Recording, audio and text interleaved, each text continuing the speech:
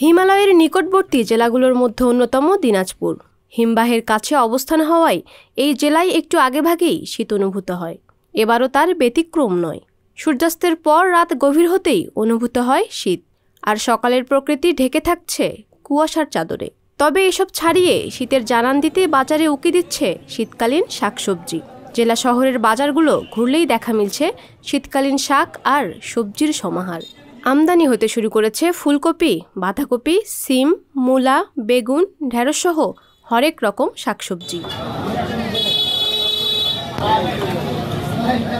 তবে অন্যান্য বছরের তুলনায় চলতি বছরে শীতকালীন এসব শাকসবজির ফসলে রোগবালাই আর পোকার উৎপাত কম বলছেন কৃষকরা। এদিকে বাজারে ভালো দাম রয়েছে আগাম শীতকালীন এসব শাকসবজির। ফলে সব মিলিয়ে এবছর লাভের আশা করছেন তারা। একটা লাউ আমরা 25 থেকে 30 টাকা পাচ্ছি, পটল আমরা 20 থেকে 25 টাকা পাচ্ছি, বেগুনও আমরা 20 থেকে 25-30 টাকা পাচ্ছি। তারপর শাকসবজি অন্য মোটামুটি ভালোই দাম পাচ্ছি।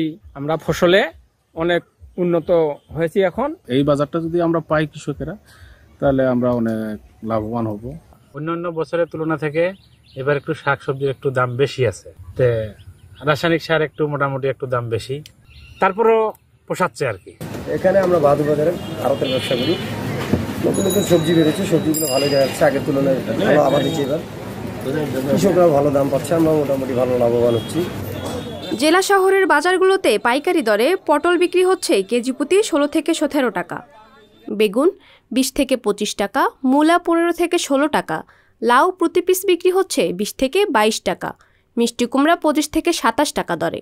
এছাড়া শিম 55 থেকে 60 টাকা, ফুলকপি 35 থেকে 40 টাকা, বাঁধাকপি 35 থেকে 40 টাকা, টমেটো ও গাজর বিক্রি হচ্ছে 95 থেকে 100 টাকা, করলা 38 থেকে 40 টাকা, ঢেঁড়স 20 থেকে 22 টাকা এবং ধনেপাতা বিক্রি হচ্ছে 18 থেকে 20 টাকা দরে।